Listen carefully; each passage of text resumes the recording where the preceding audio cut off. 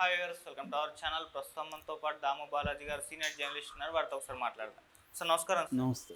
Sir, Pawan Kalyan గారు నిన్న తిరుమల దర్శనం చేసుకున్నారు. అయితే ఇప్పుడు దీనిపైన తీవ్ర స్థాయిలో ఆయన వైసీపీ విమర్శిస్తుంది సార్. అంటే ఆయన ప్రాపర్ రూల్స్ ఏమి పాటించకుండా దర్శనం తీసుకున్నారు, క్యారవాన్ తిప్పారు, అక్కడ రూల్స్ ఏమి పాటించలేదు అని అంటున్నారు. అదేవిధంగా వాళ్ళ కూతుర్ని ఇన్నాళ్ళు ఎప్పుడు కూడా పరిచయం చేయలేదు, చిన్న కూతుర్ని ఫస్ట్ టైం తిరుమలకు తీసుకురావడం చూస్తాం. అది కూడా అంటే డిక్లరేషన్ ఒక వివాదాన్ని తెరపైకి పెట్టాలి, జగన్మోహన్ రెడ్డి గారిని విమర్శించాలన్న ఒక ఉద్దేశంతో పరిచయం చేశారని కూడా ఈ రకమైన విమర్శలు వస్తున్నాయి సార్. మరి ఈ కామెంట్స్ని ఏ విధంగా చూస్తారంటారు? పవన్ కళ్యాణ్ ముందు నుంచి కూడా థియేట్రిక్స్ అంటారు, థియేట్రిక్స్ని ఆయన ఫాలో అవుతాడు. అంటే ఒక డ్రామా చేయడం అంటే సినిమాకి ఎక్స్టెన్షన్ ఆయన రాజకీయాలు. నేను అందుకనే చాలాసార్లు చెప్తుంటాను, ఆయన అభిమానులు కావచ్చు, ఆయన కార్యకర్తలు కావచ్చు, మిగతా పార్టీల కార్యకర్తలకి తేడా ఉంటుంది అనమాట. మిగతా పార్టీల్లో కూడా ఇప్పుడు జగన్ పార్టీలో కూడా మూఢమైన అభిమానులు ఉంటారు, చంద్రబాబుకి మూఢ అభిమానులు ఉంటారు. కానీ పవన్ కళ్యాణ్ మూఢ అభిమానులు కొద్దిగా డిఫరెంట్. ఎందుకంటే ప్రతి పార్టీలో కూడా జనరల్గా ఏంటంటే ప్రతిదాన్ని నాయకుడు ఏం చేసినా గుడ్డిగా సపోర్ట్ చేసేవాళ్ళు ప్రతి పార్టీలో ఉంటారు. జగన్కి కూడా అట్లాంటి మూఢభక్తులు ఉన్నారు. జగన్ ఏం చేసినా సపోర్ట్ చేస్తారు, జగన్ మీద ఈగ వాళ్ళని. అట్లాగే చంద్రబాబు కూడా అలాంటి వాళ్ళు ఉంటారు. అయితే పవన్ కళ్యాణ్ అభిమానులకి కొంత తేడా ఉంటుంది. పవన్ కళ్యాణ్ మిగతా వాళ్ళంతా కూడా ప్రధానంగా రాజకీయ కార్యకర్తలుగా ఎక్కువగా ఉంటారు. పవన్ కళ్యాణ్ అభిమానులు ఏంటంటే సినిమా నుంచి వచ్చిన వాళ్ళు, సినిమాలో ఈయన స్క్రీన్ ఇమేజ్కి అట్రాక్ట్ అయ్యి వచ్చిన వాళ్ళు. ఇక్కడ స్క్రీన్ ఇమేజ్ అనేది ఉండదు ఎవరికి, చంద్రబాబుకి కానీ మన జగన్ లాంటి వాళ్ళకి కానీ. అయితే పవన్ కళ్యాణ్కి ఏంటంటే ఈ అభిమానులు ఫ్యాన్స్ అనేవాళ్ళు కొద్దిగా ఇంకా ఎక్స్ట్రీమ్గా ఉంటారు. అభిమానంలో ఎక్కువగా లంపెన్ శక్తులు ఎక్కువగా ఉంటారు. ఎక్కువగా చదువుకున్న బ్యాచ్ పవన్ కళ్యాణ్కి అభిమానులుగా ఉండేవాళ్ళు చాలా తక్కువ ఉంటారు. మిగతా పార్టీలు అట్లా కాదు. చంద్రబాబుకి చాలా హైలీ ఎడ్యుకేటెడ్ బ్యాచ్ అంతా కూడా చంద్రబాబుకి అభిమానంగా ఉంటారు.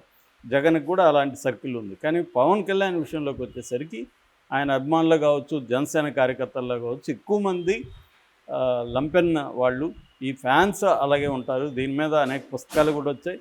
ఇదే చిరంజీవి మీద మా ఫ్రెండు ఆయన ఎస్వి శ్రీనివాస్ అని మెగాస్టార్ అని పిహెచ్డి గ్రంథం, అది బుక్ కూడా రాశాడు. ఆక్స్ఫర్డ్ వాళ్ళు దాన్ని పబ్లిష్ చేశారు. అంటే ఫ్యాన్స్ ఎలా ఉంటారనేది దాంట్లో డీటెయిల్గా రీసెర్చ్ ఉందని. అలాగా పవన్ కళ్యాణ్ ఈ బలం చూసుకొని ఏం చేస్తూ ఉంటాడంటే ఈ ఫ్యాన్స్ని ఆయన నిరంతరం ఎంగేజ్ చేస్తూ ఉంటాడు. సినిమాలో స్టార్ కూడా ఏంటంటే అభిమానులకు తగినట్టుగానే స్టార్ బిహేవ్ చేయాలి.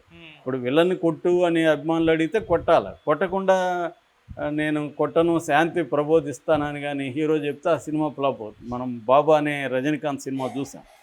సో అలాంటి అంటే ఫ్యాన్స్ ఎక్స్పెక్టేషన్స్కి అనుగుణంగా హీరో బిహేవ్ చేయాలి, స్టార్ హీరో, లేకపోతే ఆ సినిమాలు ఫ్లాప్ అవుతాయి. అందుకని స్టార్ హీరోకి చాలా లిమిటేషన్స్ ఉంటాయి, ఫ్యాన్స్ ఎక్స్పెక్టేషన్కి విభిన్నంగా ఉండడానికి లేదు. అందుకని మనం రజనీకాంత్ సినిమాలు కావచ్చు, అంతకుముందు ఎన్టీఆర్, చిరంజీవి వీళ్ళ సినిమాలు కానీ పరిశీలిస్తే ఇది కనబడుతుంది. ఇది నేను ఇందాక చెప్పిన ఎస్వి శ్రీనివాస్ కూడా డీటెయిల్గా దీన్ని డిస్కస్ చేశాడు. అందువల్ల ఏం చేస్తాడంటే పవన్ కళ్యాణ్ బయట కూడా తను సినిమా హీరోలాగే చాలా చోట్ల అనేక వేషాలు మార్చడం, అనేక డైలాగులు చెప్పడం, ఇవన్నీ చేస్తుంటాడు. ఇది ఎన్టీఆర్ కూడా చేశాడు. మీరు గమనిస్తే ఎన్టీఆర్ కూడా మొత్తం ఆయన రాజకీయ స్పీచా మాకైతే అప్పట్లో చిన్నపిల్లలం మాకు కన్ఫ్యూజ్గా ఉండేది. ఇది బొబ్బిలిపుల్ డైలాగులా లేకపోతే రాజకీయ సభలో డైలాగులా తెలిసేది కాదు మాకు. ఎందుకంటే క్యాసెట్లు ప్లే చేసేవాళ్ళు ఎక్కడ చూస్తున్నారు, టీ షాపుల్లో అప్పుడు.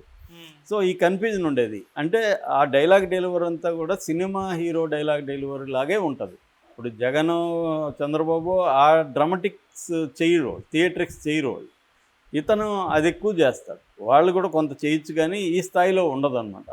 సో అందువల్ల అతను రకరకాల వేషాలు వేస్తూ ఉండడం, వీళ్ళంతా ఇంప్రెస్ చేయడానికి చేస్తూ ఉంటాడు. దీనికి ఇన్స్పిరేషన్ ఎన్టీఆర్ కావచ్చు, గాంధీ వేషధారణ కూడా మారింది. గాంధీ కాంటెక్స్ట్ నిన్న కూడా చెప్పాను నేను. అలాగా పవన్ కళ్యాణ్ తిరుమలలో కూడా ఇప్పుడు కొత్త దీక్ష కూడా అటువంటి ఒక వేషమే అని చెప్పచ్చు మనం. సినిమాకి ఎక్స్టెండెడ్ పర్ఫార్మెన్స్ అని చెప్పచ్చు. ఆ పర్ఫార్మెన్స్లో ఏంటంటే పవన్ కళ్యాణ్ మనం కానీ జాగ్రత్తగా గమనిస్తే ఆయన మీద ప్రధానంగా విమర్శలు ఏంటి, ఆయన 3 పెళ్ళిళ్ళు చేసుకున్నాడు, చాలామంది అఫైర్లు ఉన్నాయి, ఇది కదా ఆయన విమర్శ. అందుకని ఆయన ఏం చేశాడు, ఎన్నికల ముందు కూడా తన భార్యని పిలిపించి భార్యతో కనబడడం, భార్యతో కలిసి ఓటింగ్కి వెళ్ళడం, ఇవన్నీ కూడా చేశాడు. అంటే ఫ్యామిలీ మ్యాన్ నేను అని చెప్పుకోవడానికి ఆమె అప్పటి వరకు ఆమె ఎక్కడా కనబడలేదు, మనకి పబ్లిక్ స్పేస్లో కనబడలేదు.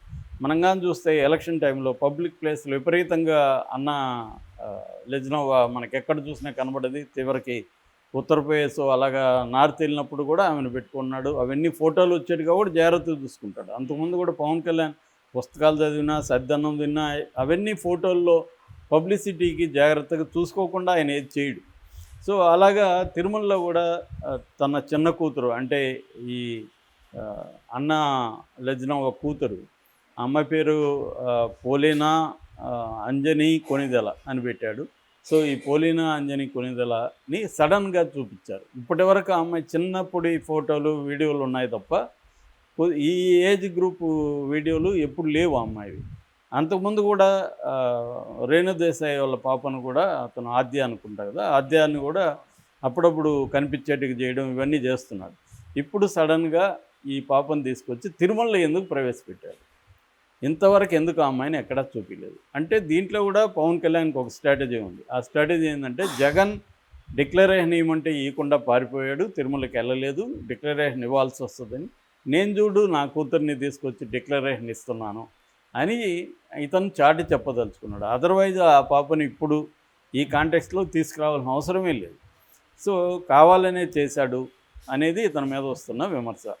సో ఆ అమ్మాయిని తీసుకొచ్చి డిక్లరేషన్ ఇప్పించి, ఆ అమ్మాయి మైనర్ కాబట్టి తను కూడా సైన్ చేయాలి కాబట్టి తను కూడా సైన్ చేసి, అంటే నేను నా క్రిస్టియన్ ఫ్యామిలీ ఉన్నప్పటికీ కూడా నేను సనాతన ధర్మం కోసం పోరాడతాను అని ఆయన ప్రపంచానికి చాటి చెప్పదలుచుకున్నాడు. ఎందుకంటే దీంట్లో రెండు వ్యూహాలు ఉన్నాయి. ఒకటేమో జగన్ని కంపేర్ చేయడం ద్వారా బదనాం చేయడం, దాంతో ఇప్పుడు కంపారిజన్ వాళ్ళు పోస్టులు పెడుతున్నారు జనసైనికులు, చూడండి జగన్ ఇవ్వలేదు పవన్ కళ్యాణ్ ధైర్యంగా డిక్లరేషన్ ఇచ్చాడని.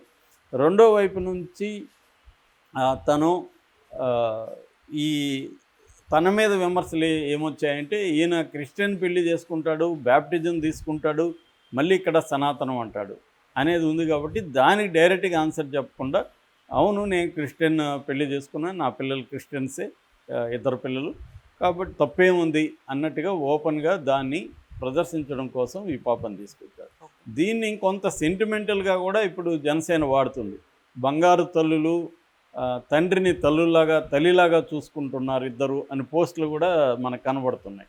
అంటే ఇట్లా ఒక ఫ్యాన్స్కి అప్పీలింగ్గా చేయడం, రెండోది జగన్ని బదనం చేయడానికి ఇది వాడుకోవడం, మూడవది తన మీద వచ్చిన క్రిటిసిజానికి సమాధానంగా కూడా విజువల్గా దీన్ని చెప్పడం, ఇది ప్రధానంగా చేసినట్టుగా మనకు కనబడుతుంది. అందుకని పవన్ కళ్యాణ్ ఫెనామెనాని డిఫరెంట్ యాంగిల్లో మనం అర్థం చేసుకోవాలి. మిగతా రాజకీయ నాయకుల్లాగా ఇతను ఉండడు ఈ విషయాల్లో. అతని ఎసెన్స్లో అందరు రాజకీయ నాయకుల్లాగా తను కూడా పవర్ కోసం ఏదైనా చేస్తాడు, తన అధికారం కోసం ఏమైనా చేస్తాడు. దాంట్లో అతనికి ఏం మోరల్స్ కానీ ఫిక్స్డ్ ఐడియాలజీ కానీ ఏమీ లేదు పవన్ కళ్యాణ్. ఎవరికి కూడా ఏం లేదు కాబట్టి పవన్ కళ్యాణ్కి లేకపోవడం పెద్ద ఆశ్చర్యం కాదు. ఇవాళ ఏ రాజకీయ నాయకుడికి కూడా అధికారమే భావజాలం, అధికారమే పరమావధి, అధికారమే మోరల్ వాల్యూ, అవి తప్ప ఇంక ఏ రకమైనవి ఎవరికి లేనప్పుడు పవన్ కళ్యాణ్కి ఉండాలని ఆశించడం కూడా అత్యాశయం. సో కాబట్టి పవన్ కళ్యాణ్ ఇలా బిహేవ్ చేస్తాడు. అయితే నిన్న వైసీపీ వాళ్ళు కానీ మిగతా వాళ్ళు ఇతని మీద విమర్శలు ఏంటంటే పవన్ కళ్యాణ్ మాట్లాడితే నీతులు చెప్తాడు, మాట్లాడితే రూల్స్ అంటాడు, కానీ ఇక్కడికి వచ్చేసరికి ఆయన అన్ని రూల్స్ బ్రేక్ చేశాడు. సామాన్య భక్తుల్ని దాదాపు గంట పాటు వెయిట్ చేయించాడు. 1.5 hour వాళ్ళు దర్శనం లేకుండా ఆగిపోవాల్సి వచ్చింది పవన్ కళ్యాణ్ వల్ల అనేది ఒకటి. రెండవది మహాద్వారం గుండా కూతుర్లను తీసుకుపోవడం అనేది అక్కడ అపచారం. ఎందుకంటే భార్యలు మాత్రం అలో చేస్తారు, ఇంకెవరిని అలో చేయరు. అక్కడ ఆయన మహాద్వారం గుండా వాళ్ళని తీసుకెళ్ళాడు అనేది రెండవ ఇది. మూడవది క్యారవాన్ తిరుమల వీధుల్లో ఎటంటే తిరిగింది, అది నిషేధం క్యారవాన్ తిరుమలలో, కానీ దాన్ని అలో చేశారనేది మూడవది. నాలుగవది మామూలుగా ఏ డిప్యూటీ సీఎం వచ్చినా వాళ్ళకి అందరూ మంత్రులకి ఏ రకమైన ప్రోటోకాల్ ఉంటుందో అలాగే ఉంటుంది. ఎందుకంటే డిప్యూటీ సీఎం అనేది రాజ్యాంగబద్ధ పదవి ఏమి కాదు. కాబట్టి అందరూ మంత్రులకి ఏ రకమైన ప్రోటోకాల్ ఇస్తారో అలాగే ప్రోటోకాల్ ఇవ్వాలి. కానీ పవన్ కళ్యాణ్కి ఒక సీఎం స్థాయిలో పవన్ కళ్యాణ్కి ప్రోటోకాల్ ఇచ్చారు, దాన్నే ఆయన ఎంకరేజ్ చేశాడు, దాన్ని ఎక్కడ ఆయన చేయలేదు అనేది నాలుగో విమర్శ. ఈ విమర్శలు పవన్ కళ్యాణ్ మీద వచ్చాయి. ఆల్రెడీ మన ప్రకాష్ రాజ్ కూడా అనేక ట్వీట్లు పవన్ కళ్యాణ్ మీద పెట్టాడు. ఈ క్రమంలో ఇప్పుడు పవన్ కళ్యాణ్ కూతుర్ని తీసుకుపోవడం, అక్కడ ఆయన దర్శనానికి